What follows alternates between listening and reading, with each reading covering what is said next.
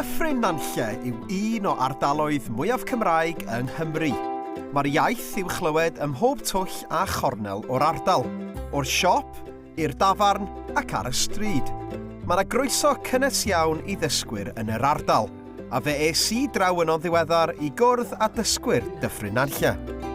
Wel Nora, i ddechrau, allech chi ddeithio ni chydig am eich hanes?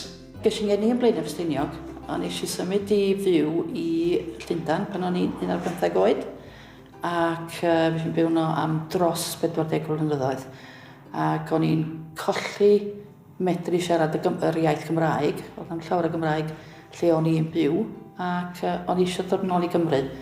Pan nes i am ddeol, nes i nôl, a nes i just dod yma i fyw. Faint o Gymraeg sydd yn yr ardal yma? Mae'n Gymreigaidd iawn yndi. A dyna un rheswm wrth gwrs pan o'n i eisiau symud yma am bod na gymaint o Gymraeg yn cael ei siarad yma. Dwi'n siŵr beth yw'r canran, 71% dwi'n meddwl, yn siarad Cymraeg. A wrth gwrs mae'n honni lot o ddysgwyr Cymraeg yma hefyd. So dwi'n byw yn Talathan.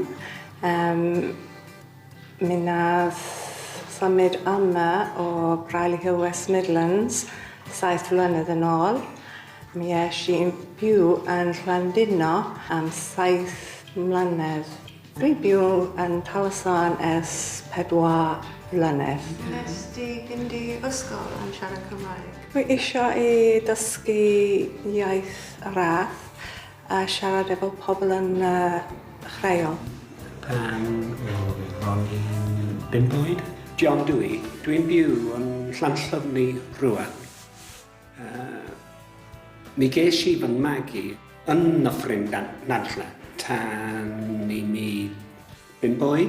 Symudodd fy nheulu i Benbedwr. Yn anffodus, mi nath fy nheulu stopio siarad Cymraeg efo fi, Cymro i fi.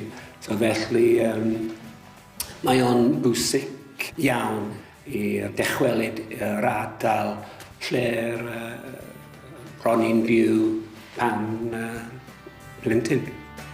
Dwi'n hapus iawn rwan i... Maen nhw'n gwneud y well, dwi'n meddwl, os dwi'n medru siarad Cymraeg. Maen nhw yn medru mynd i gyngherddau a eisteddfodau Cymraeg, pethau yn yr ardal sydd just yn Gymraeg, felly dwi'n meddwl bod o'n bwysig iawn. Felly pam mynd ati i roi cefnogaeth i ddysgwyr yn yr ardal yma? Wel, o'n i wedi bod i ffwrdd yn siarad Saesneg am flynyddoedd yn don. Ac mae'r iaith Gymraeg mor bwysig i mi. Mae'n famiaeth i mi. Ac mae byw mewn ardal Gymraeg yn bwysig hefyd. A felly dwi'n teimlo bod o'n bwysig iawn pan mae bobl yn symud i'r ardal. Os ydyn nhw eisiau siarad Cymraeg, maen nhw angen cefnogaeth. Ac maen nhw angen gwybod bod ni yn falch bod nhw'n dysgu'r iaith Gymraeg a'r diwylliant hefyd.